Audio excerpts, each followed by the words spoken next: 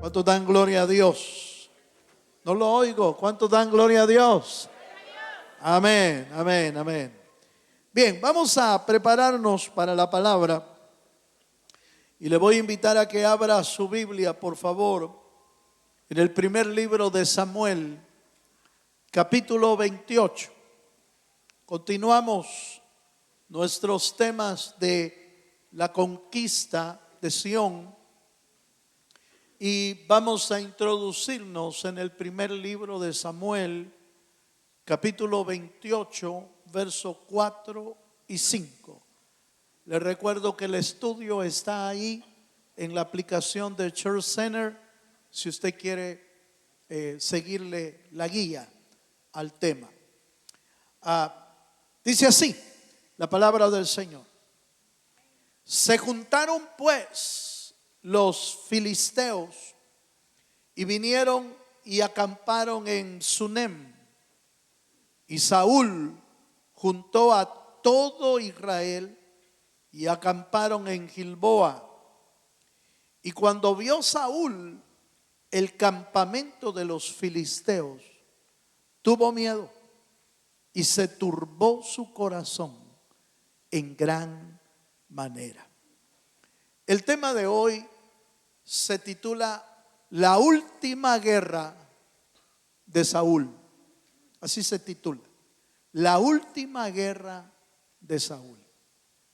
Como usted recuerda, la vida de Saúl venía decayendo por muchas acciones erróneas que él cometió. Y llegó el momento después de la muerte de Samuel, a este punto, en este capítulo, Samuel ya había partido con el Señor, ya había muerto, y David andaba errante todavía, andaba prófugo de Saúl, porque Saúl quería matarlo. ¿Se acuerda? Hemos venido viendo la formación de David, pero esa formación la dio Dios en el desierto, en la cueva de Adulán, en otras ciudades como Nob, Gad y otras ciudades donde el Señor lo llevó, y allí formó el carácter de David. Entonces David en este punto está huyendo todavía, está prófugo. Samuel ha muerto, y como era costumbre en aquel tiempo y ahora también, las batallas de repente arreciaban de nuevo y se juntaron los filisteos. Seguramente, hermano, seguramente habrán notado, habrá habido la noticia, les llegó a los filisteos que Samuel había muerto. Y los filisteos ya sabían que tampoco tenían a su gran guerrero David. Ahora estaba del otro lado. Estaba con Aquis, una ciudad filistea, David, donde se hizo el loco. ¿Se acuerda usted? Se hizo el loco David, pero ahí empezó a vivir, ahí se quedó viviendo. Y entonces en este punto, hermano, los filisteos, sabiendo de lo de Samuel, sabiendo de lo de David, se juntaron de nuevo y propusieron ir a hacer guerra contra Israel. En ese punto Saúl entró en terror, entró en miedo. Pero en el primer libro de Samuel, capítulo 29, en el verso 6, fíjese, hermano, que pasó algo extraño. David estaba de una manera extraña. David era parte de los filisteos allá con Aquis. Pero resulta que cuando iban a ir a la guerra, resulta que a David le dijeron: mira, tú no vayas con nosotros, porque no vaya a ser que ya en la batalla te des la vuelta contra nosotros, ¿verdad? Porque dijeron, a saber si nos va a querer matar después. Y mire lo que pasa aquí. Primer libro de Samuel, capítulo 29, verso 6.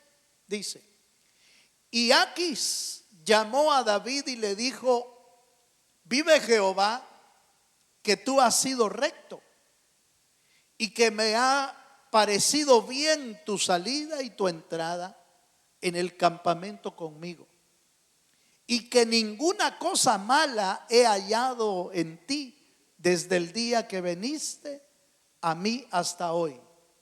Oiga esto: mas a los ojos de los príncipes no agradas. Aleluya. Usted puede leer más la historia. Fueron los príncipes de los filisteos los que le dijeron a Aquis: ¿y David también va a ir a la guerra? ¿Va a ir a pelear contra Saúl y Israel? No, le dijeron. Mejor déjalo, mejor apártalo. No vaya a ser, usted lee el contexto, no vaya a ser que David se dé la vuelta ya en la guerra y nos haga gran pérdida y gran muerte. Entonces a David lo despidieron. Y eso, fíjese hermano, tiene que ver mucho con la soberanía de Dios. Dios es soberano. ¿Cuántos dicen amén? Dios no permitió que David fuera a pelear contra su propio pueblo y contra el propio rey de una manera soberana, de una manera divina. Lo detuvo Dios y le dijo: no. Y entonces el mismo rey que confiaba, hermano, usted puede leer el contexto, el capítulo 28 y el capítulo 29, y usted va a encontrar que el rey Aquis confiaba toda su vida al rey David, a tal grado que lo había hecho el jefe de la guardia personal del rey. Fíjese. Entonces, indudablemente, y ve las palabras del rey, le dice: como diciendo, yo confío en ti. Yo he visto tu entrada, tu salida, he visto que eres recto y sé que no me vas a hacer nada. Pero a los príncipes no les cae bien. A veces no le cae bien a algunos uno. Aleluya. Pero Dios permite para detenerte en algunas cosas o para detenernos en algo. Dios es soberano y Dios sabe cómo lo lleva a uno. ¿Cuántos dicen amén, amén? Vaya. Pero vamos a enfocar este tema en esa última batalla de Saúl. Y algunos de los errores ya los hemos visto, pero creo que van a recordarnos algunos aspectos importantes. Vamos a ver un poco acerca de la caída de Saúl, la degradación de Saúl. Y nos vamos a encontrar, por ejemplo, con uno de los elementos que hizo que Saúl cayera, y fue la desobediencia. Ese es el primer punto. La desobediencia de Saúl a Dios y a las instrucciones llevó, hermano, a Saúl a precipitar su caída. Mire lo que dice el primer libro de Samuel, capítulo 15, verso 10 al 12. Aleluya. Primer libro de Samuel, capítulo 15, verso 10 al 12. Y vino palabra de Jehová a Samuel diciendo: me pesa haber puesto por rey a Saúl, porque se ha vuelto en pos de mí y no ha cumplido mis palabras. Y se apesadumbró Samuel y clamó a Jehová toda aquella noche.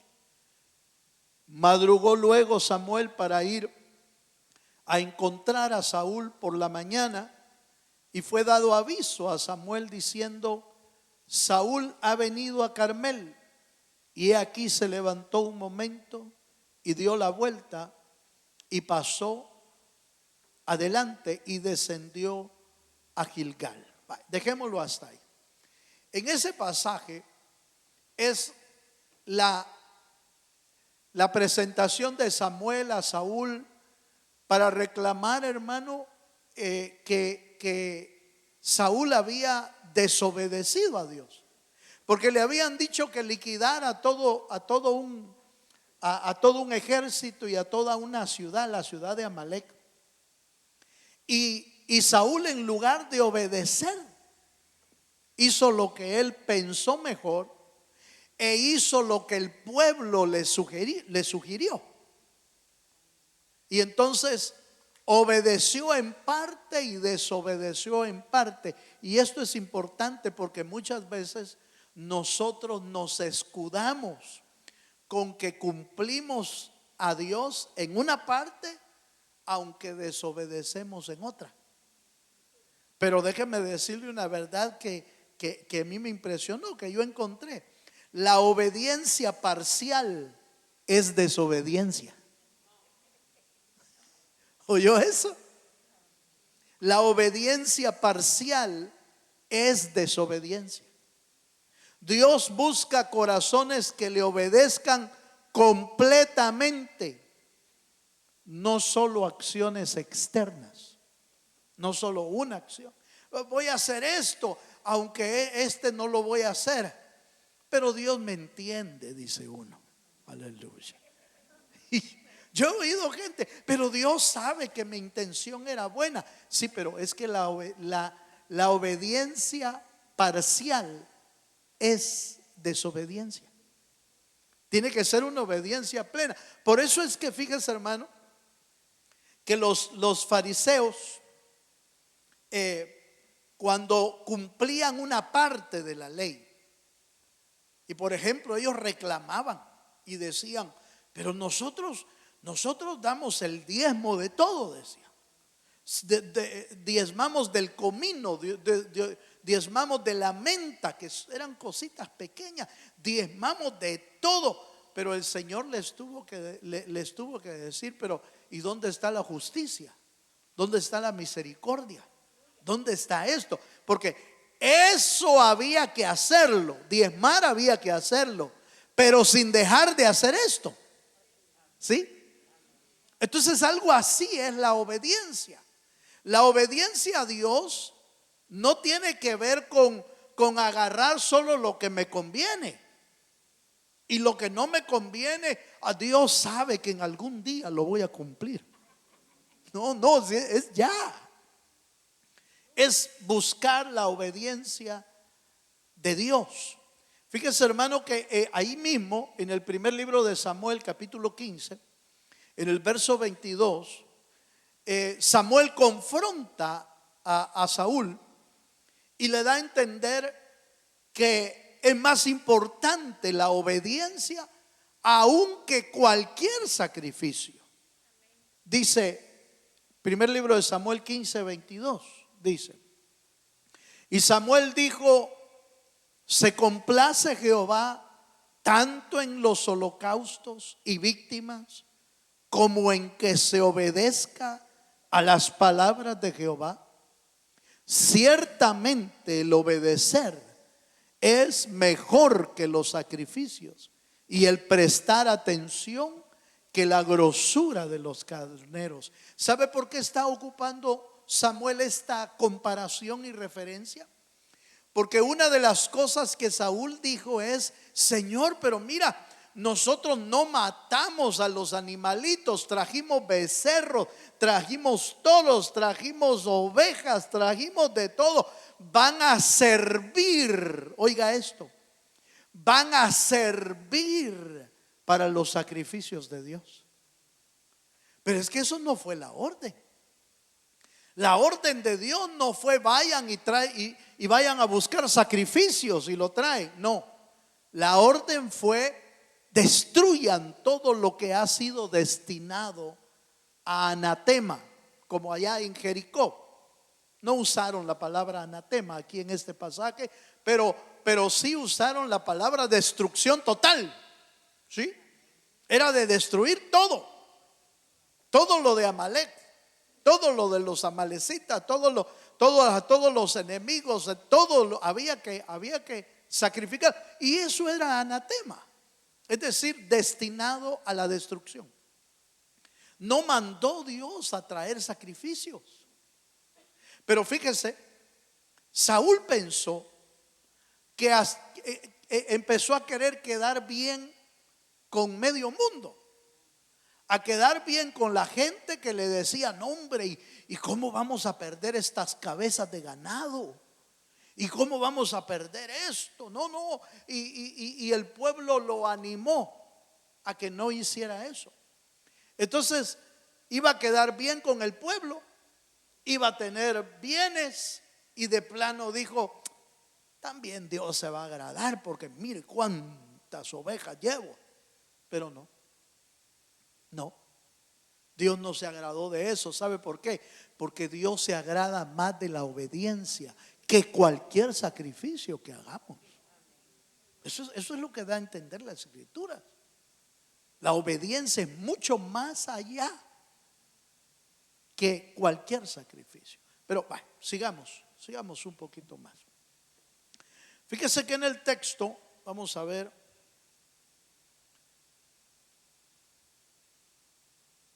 hay un texto que, permítame, se lo voy a buscar porque no lo veo aquí en mi nota, pero sí lo anoté, me acuerdo yo.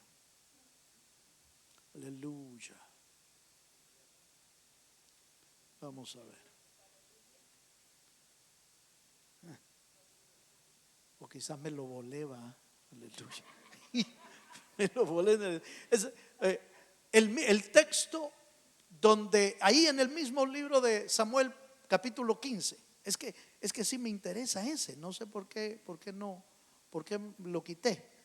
Pero en el capítulo 15 también dice que Samuel se levantó un monumento por la victoria que él había hecho.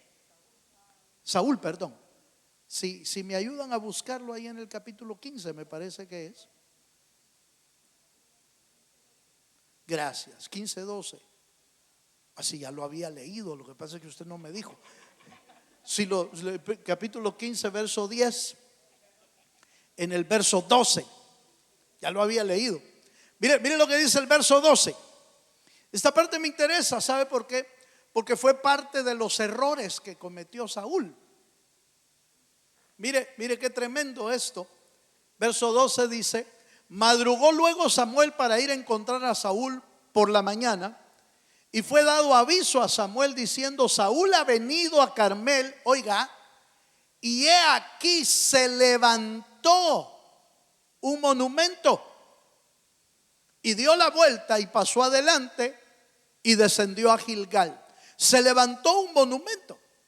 Y esta parte es interesante porque, oiga, hermano, lo que para él era una victoria, para Dios fue una derrota. Oiga esto, eso es tremendo, hermano. Lo que para Saúl era una victoria, para Dios fue una derrota. Una derrota, ¿por qué? Porque su rey, su ungido, en lugar de obedecer, desobedeció. Se convirtió en derrota porque ahí comenzó su gran caída, Saúl. Aparte antes de que descuidó la presencia de Dios, descuidó la devoción con Dios, se dejó guiar por los celos, por las obras de la carne, queriendo matar a David. Entonces se desenfocó. Pero ahora resulta que lo que él celebra como una victoria, para Dios es una derrota. Porque él no le levantó monumento a Dios, se levantó monumento a él. Si usted mira en el Antiguo Testamento, allá en el libro de Josué, por ejemplo, usted encuentra a Josué levantando piedras en medio del Jordán, haciendo un monumento de piedras a Dios que sirviera de memorial de las maravillas que Dios había hecho a su pueblo y que le abrió el río Jordán para entrar a la tierra de Canaán. Entonces levantan un monumento a Dios que hasta el día de hoy sigue siendo recordado ese monumento porque fue dedicado al Señor. Pero el monumento de Saúl, ¿a quién honraba? Lo honraba a él. Entonces fíjese bien, hermano, fíjese bien que la desobediencia y el orgullo va a precipitar la caída de cualquier ungido que exista. La va a precipitar. Porque no nos ha ungido Dios para ser desobedientes. No nos ha ungido Dios para ser orgullosos y para levantar monumentos para nosotros. Nos ha puesto Dios para que le demos a Él la honra, la gloria y el honor, porque solo Él se lo merece. De ahí nadie. Él es el que se lo merece. Entonces el orgullo brotó en Saúl y eso iba a precipitar la caída. Por eso, fíjese, hermano, que la altivez precede a la caída, según las escrituras. Antes de la caída viene la altivez, dice. Entonces, hermano, si hay cosas que debemos desechar de nuestra vida para mantenernos firmes delante de Dios, una de ellas es la desobediencia. Desechémosla de nosotros, hermano. Desechémosla. No caigamos en el error de desobedecer. Hermano, pues si a Dios yo le obedezco 100%, pero si a veces no podemos ni obedecer al maestro de clases. Aleluya. Si a veces no podemos ni obedecer al esposito. Gloria a Dios. Si a veces no podemos obedecer a papá, mamá, no podemos obedecerlo, ¿cómo vamos a obedecer a Dios? Si no podemos obedecer al que vemos, ¿cómo vamos a obedecer al que no vemos? Entonces, mire pues, el orgullo y la desobediencia pueden ser terribles en la vida de una persona. Sigamos un poquito más. Vamos avanzando en el estudio. Entonces, en esos textos, Saúl se apartó, no obedeció completamente. Dios, pues obviamente se apartó, se empezó a apartar. La desobediencia hace que Dios se aparte de nosotros. Hermano, ¿y por qué será que Dios ya no me habla? Pues hay que revisar, hay que examinar el corazón, hay que revisar qué estamos haciendo mal. Mire, revisar qué estamos haciendo mal no es una acción equivocada. Cuando las cosas no nos están saliendo bien, hermano, cuando las cosas no nos están saliendo como queremos, como las planeamos, como queríamos, mire, no es malo revisar qué no hemos hecho bien en nuestra vida, porque esa es una puerta que a veces el enemigo ocupa. No quiero decir que sea su caso o mi caso, no siempre es eso, pero a veces puede ser. Hay que examinarnos. Por eso David decía: Señor, líbrame de mis pecados, Señor, aún de los que me son ocultos. Entonces, confesar nuestros pecados, sacar a luz nuestros pecados, es una manera de ir limpiando nuestro camino, nuestra vida y nuestro camino. Puede ser que no sea eso, puede ser que el diablo sea el que está operando para destruirlo, puede ser eso también, sí. Pero ¿sabe usted qué es lo que hacen los médicos cuando lo examinan a uno y ven síntomas? ¿Qué es lo que hacen? Van descartando, ¿sí?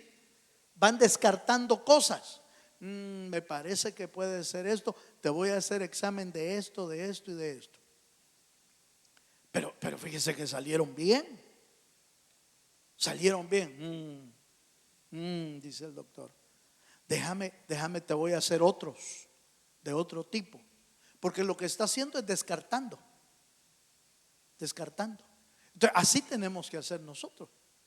Ir descartando qué cosas están dañando nuestra vida o afectando nuestra vida, según el caso. Pero sigamos un poquito más. Vamos al primer libro de Samuel, capítulo 28, verso 8. Otra grada más abajo de Saúl. Primer libro de Samuel, capítulo 28, verso 8.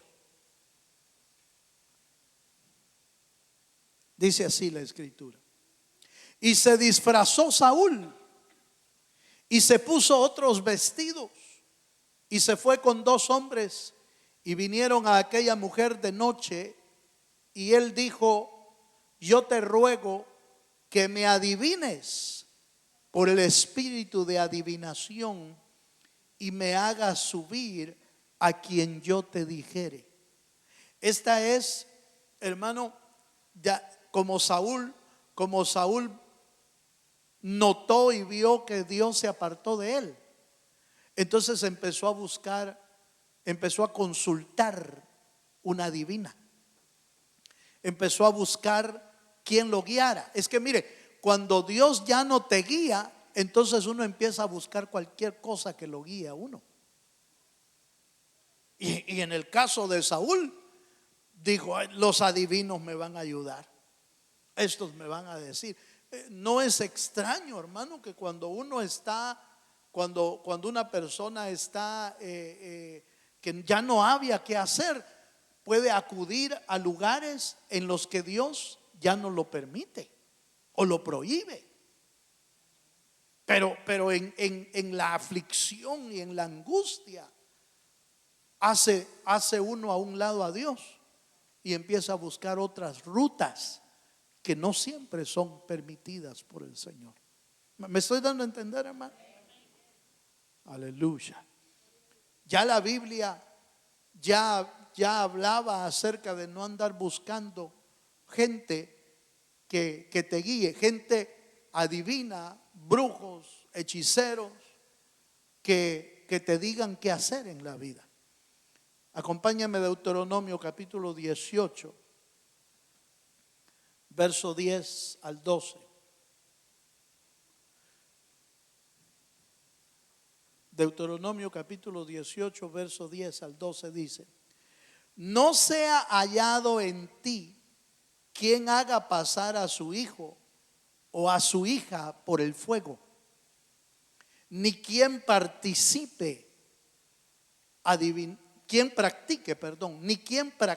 adivinación, ni agorero, ni sortílero, ni hechicero, ni encantador, ni adivino, ni mago, ni quien consulte a los muertos, ni quien se diga que es hermano. No, eso ya no lo dice. Pero ¿sabe por qué lo usé, hermano? Porque le dio una gran cantidad de nombres. ¿Ve usted que trata el Señor trata de dar un panorama amplio en lo que no debemos buscar? Y hay gente que se llama adivinador, otro que se llama encantador, otro que se llama mago, otro que... Por eso agregué el de hermano, porque hoy se hacen llamar hermanos. Hoy se hacen llamar hermanos. Y le quieren a uno leer el futuro, leer esto, y te vamos a hacer una limpia, te vamos a hacer esto. No, cuidado, hermano, cuidado, porque está buscando otra ruta que no es la que Dios ha trazado. La ruta que Dios ha trazado es que Dios es el Dios que nos guía. La Biblia dice que Él dejó el Paracleto, el Espíritu Santo, y Él los guiará a toda verdad y a toda justicia. No hay nadie más que te va a guiar a la verdad y a la justicia, solo Dios. El camino correcto que usted y yo necesitamos tomar en alguna situación de nuestra vida es Dios. No es casualidad que el Señor Jesucristo haya dicho: yo soy el camino. No es casualidad, como dando a entender que no hay otro camino. El hombre busca diferentes caminos, como está escrito en Proverbios, que dice que al hombre le parecen rectos los caminos, muchos caminos, pero su final son final de muerte. Porque el único camino que lleva a la vida eterna se llama Jesucristo, el Señor. ¿Cuántos dan gloria a Dios, hermano? Y el único que quiere dirigir nuestros pasos es Él, nadie más. Tengamos mucho cuidado en nuestros tiempos de aflicción, de angustia, de necesidad, de enfermedad, de cualquier cosa que nos pueda querer hacer llevar a otro camino. Y a veces pueden ser hasta recomendaciones de personas que nos aprecian, nos aman inclusive, pero que se convirtió en un error. Dios es soberano. Dios sabe lo que está pasando en nuestra vida y Dios tiene la salida también para nosotros. Dele un fuerte aplauso al Dios de los cielos.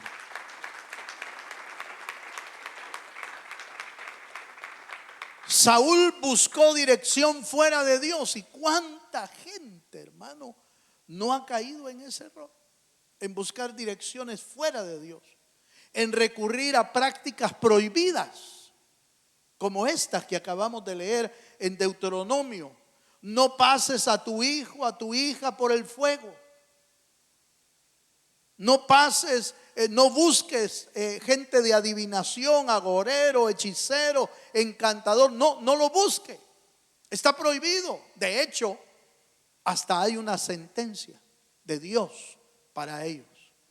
Al hechicero y al agorero, dice el texto, no lo dejarás vivir, dice. Mira, hermano, allá en el tiempo del Señor, en el templo del pueblo de Israel, eran reos de muerte si practicaban eso. Eran reos y los mataban como parte de la ley del Señor. O sea, ahora no los puede matar uno físicamente porque está prohibido. Pero Dios los puede perseguir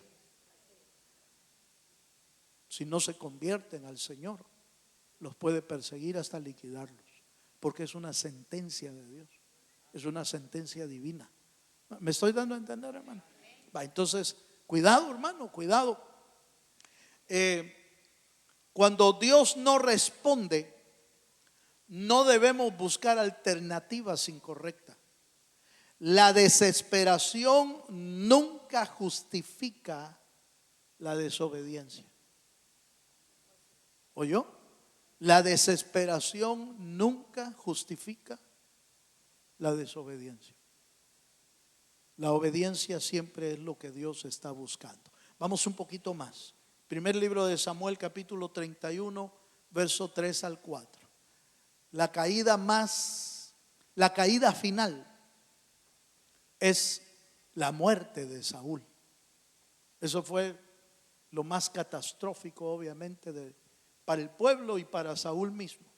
Primer libro de Samuel, capítulo 31, verso 3 al 4. Dice así: y arreció la batalla contra Saúl, y le alcanzaron los flecheros, y tuvo gran temor de ellos. Entonces dijo Saúl a su escudero: saca tu espada y traspásame con ella, para que no vengan estos incircuncisos y me traspasen y me escarnezcan. Mas su escudero no quería, porque tenía gran temor. Entonces tomó Saúl su propia espada y se echó sobre ella. Terrible, terrible. Quitarse la vida fue la opción que él tomó al verse acechado ya por los enemigos. La expresión ahí cuando dice y fue alcanzado por los flecheros implica que probablemente ya estaba herido con flechas. Probablemente ya estaba herido. y sabía que su final venía. Y terminó de esa manera. Saúl terminó no solamente en una derrota física, sino en una derrota espiritual.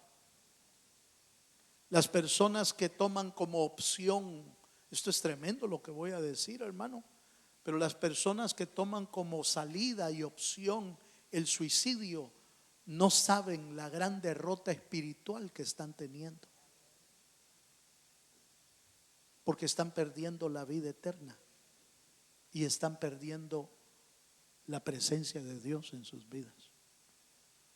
Morir para el cristiano, la Biblia le llama ganancia, pero tomar la decisión de suicidarse no es ganancia, es una pérdida, es la pérdida de su alma delante de Dios.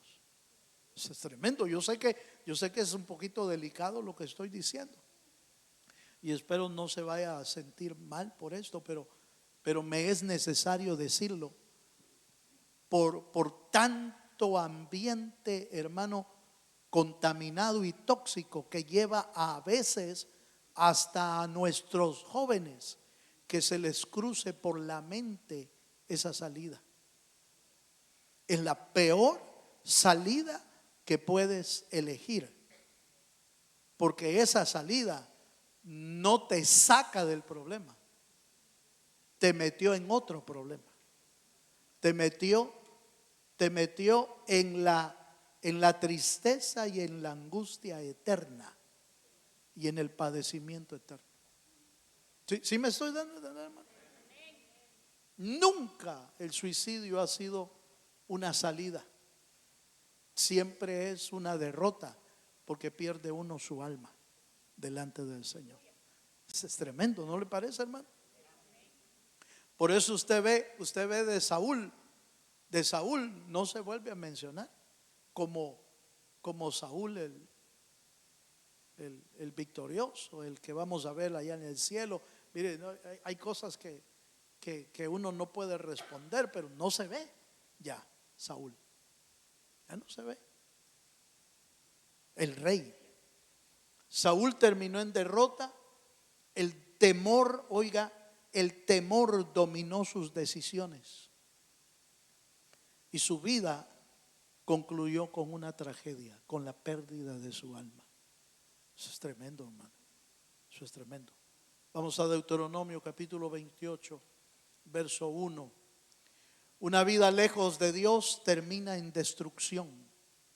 El pecado no tratado siempre tiene consecuencias.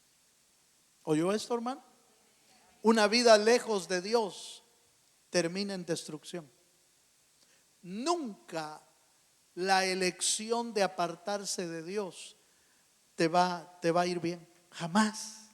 No estoy hablando de la iglesia, hermano, por favor, no me vaya a malinterpretar, porque algunos dicen, no, es que eso lo dice para que uno no se vaya de la iglesia. No, hermano, no. Si uno se va de la iglesia y se va a congregar a otro lado, gloria a Dios. Ahí que el Señor lo desarrolle, lo haga crecer y lo lleve a otro nivel. No, ese no es el problema. Al pasarse a otra iglesia, pues sana, por supuesto, donde Dios lo pueda hacer crecer. Y si es la voluntad de Dios el que te está cambiando, te va a ir bien, de seguro. No, aquí yo no estoy hablando de cambiarse de iglesia, estoy hablando de apartarse de Dios. Nunca te va a llevar a algo bueno, lo va a llevar a la destrucción, apartarse de Dios. El pecado no tratado, porque muchas veces, mire, muchas veces el pecado es el que nos hace alejarnos de Dios. Pero el problema es que el pecado no tratado por Dios, el pecado no tratado por Dios siempre va a traer consecuencias en nuestra vida. Entonces, por eso es que a mí me encanta ver a David. Saúl no, porque nunca se dejó tratar el pecado. Nunca se dejó tratar. Siempre tenía una excusa. Es que el pueblo me dijo, es que la gente me dijo, es que yo me esforcé y hice tal y tal cosa. Nunca reconoció que él había hecho mal. Nunca. Fíjese. En cambio, David, aunque encubrió un tiempo su pecado, cuando se le descubrieron, cuando Natán le dijo: ese hombre eres tú, David, se fue de espalda David y dijo: he pecado contra Dios. Y se tiró al suelo a buscar al Señor y a buscar misericordia de Dios. Sí, amén, hermano. Y por supuesto el Señor le cobró como él había dicho. Ese hombre es digno de que pague 4 tantos. Y pagó 4 tantos él. Usted lo puede buscar en la Biblia. 4 tantos perdió él. Pero cuando censó al pueblo, ¿se acuerda que David pecó cuando censó al pueblo? ¿Por qué pecó? Porque quiso medir la fuerza que él tenía, poniendo su confianza en el ejército que tenía. Dijo: con esto gano. Y se olvidó de Dios y pecó. La Biblia dice que pecó censando al pueblo. Quiso ver cuánto tenía y cuánto. No lo censó para ver las necesidades del pueblo, porque ya habían habido censos antes. Moisés hizo un censo. Hicieron censos antes. Censo es contar cuánta gente hay. Ya habían, de hecho, Dios había dado órdenes para censar, para contar, pero para ver las necesidades. Pero David no lo hizo con esa intención. David lo hizo con la intención de saber cuál era su poderío, cuál era su fuerza, para sacar pecho y decir: este es el ejército que Dios me ha dado, ese es el pueblo que Dios me ha dado.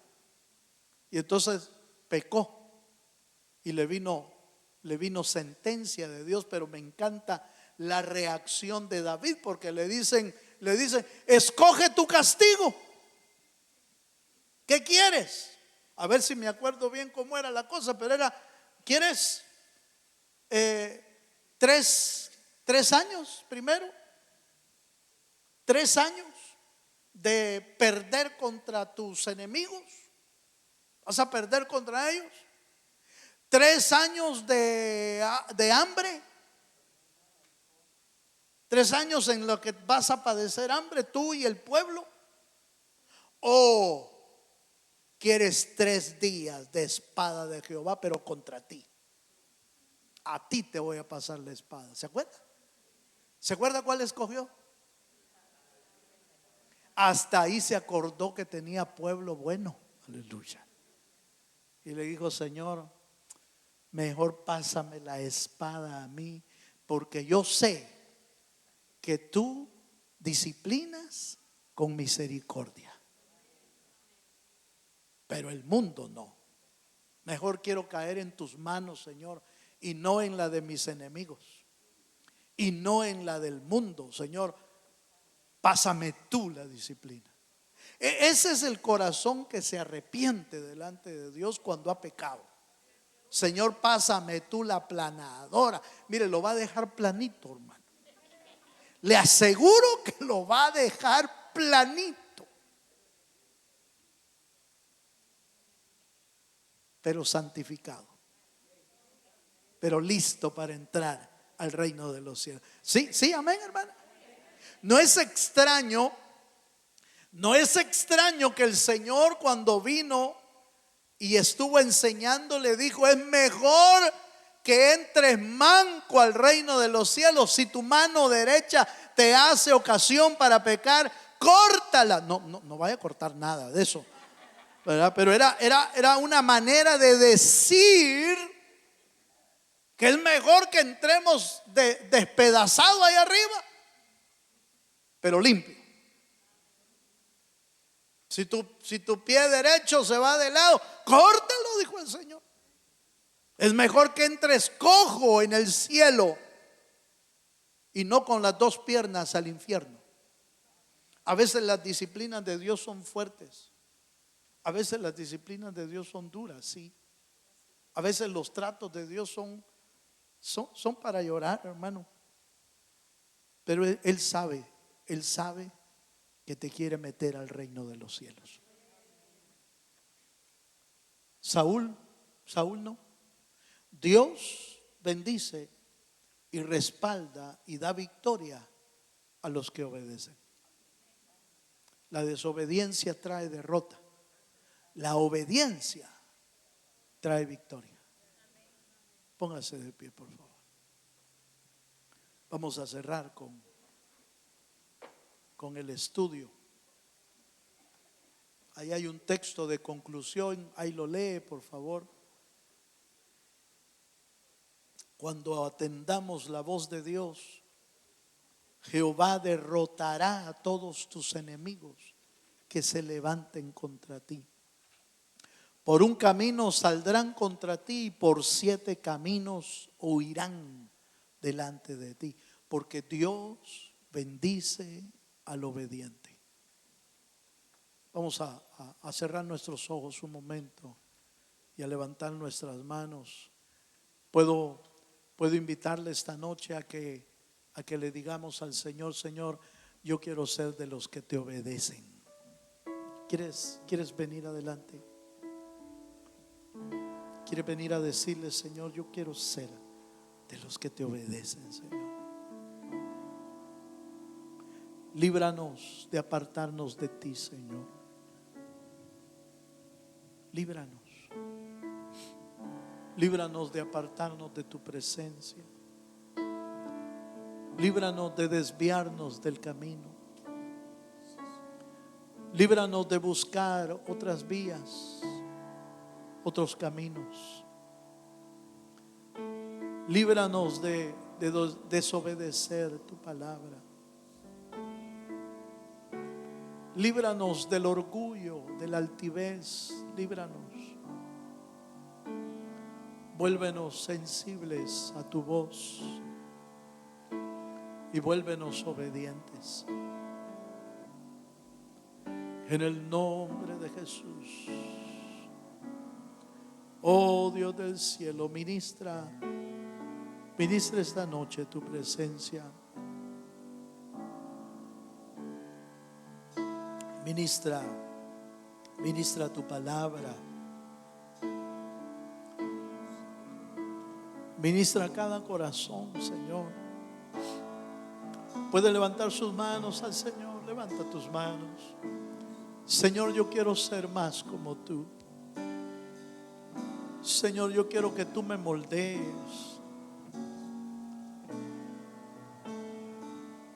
que tú me transformes, que tú me formes.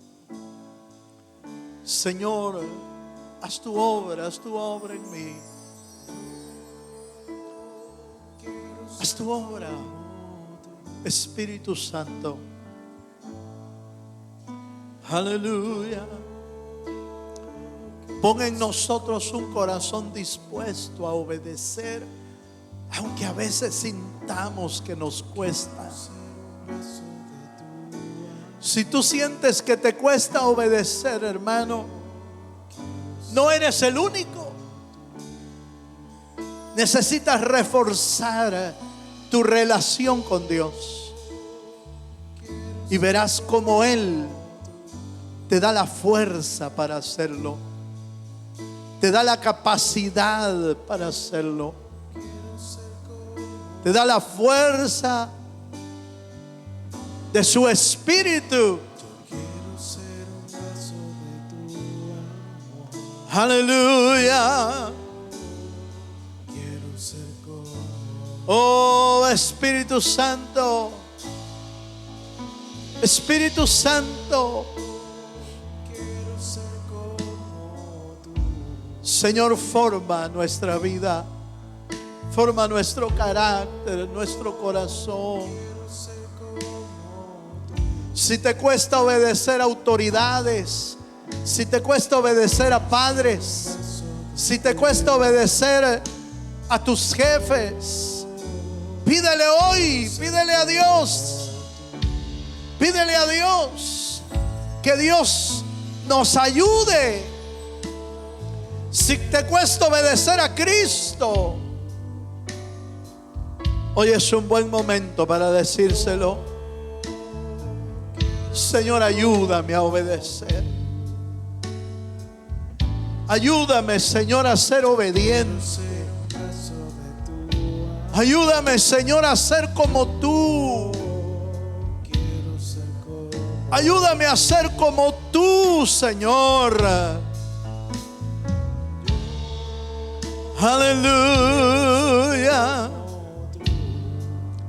Líbranos, oh Señor. Líbranos de la desobediencia. Líbranos de buscar otras vías. Líbranos del orgullo. Y líbranos de la derrota, Señor, de la muerte. Líbranos de la muerte espiritual. Líbranos. Solo tú puedes hacerlo, Señor. Aleluya. Te bendecimos, Dios. Oh, sí, Señor. Sí, Señor. Quiero ser como tú. Quiero ser como tú, Señor. Aleluya.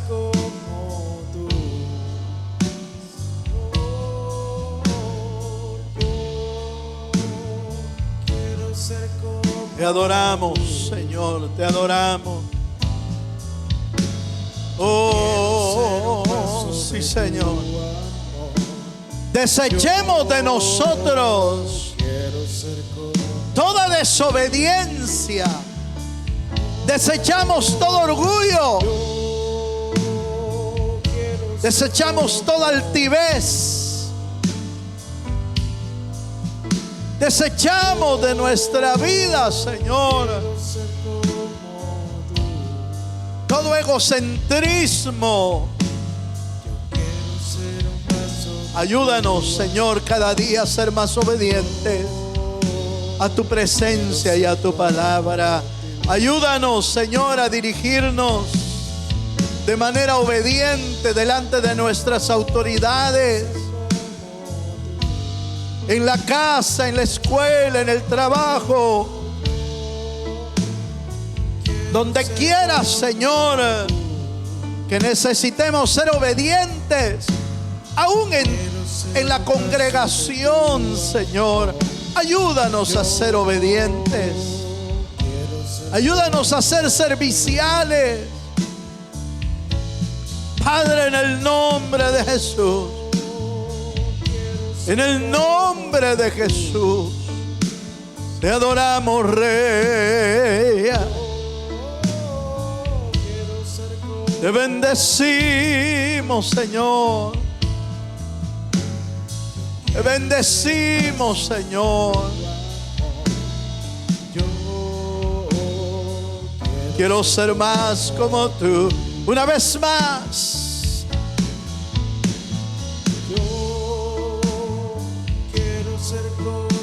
A ti, Señor, a ti nos acercamos esta noche, rogando tu favor, rogándote, Señor, que afirmes nuestros corazones. Yo quiero ser, una última vez, Señor, yo quiero ser como tú. Ser como tú. Te bendecimos,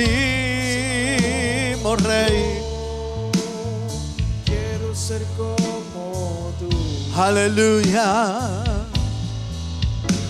Yo quiero ser un vaso de tu amor. Yo quiero ser como tú. Padre, en el nombre de Jesús, nos acercamos esta noche para rogarte, Señor, que nos ayudes a ser un pueblo obediente, un pueblo sencillo, un pueblo que busca tu palabra, tu presencia. Señor, que se deleita en obedecer tu palabra, Señor. Padre, yo bendigo los hogares, bendigo los matrimonios, bendigo, Señor, a los hijos en cada hogar para que tú nos vuelvas hogares obedientes a tu palabra, hogares que te buscan de todo corazón, para que, como está escrito, si oímos tu voz, atentamente la voz de Jehová, para guardar tus mandamientos, Jehová derrotará a tus enemigos que se levanten contra ti. Padre, da la victoria a tu pueblo, Señor, en cualquier área que ellos están peleando una batalla.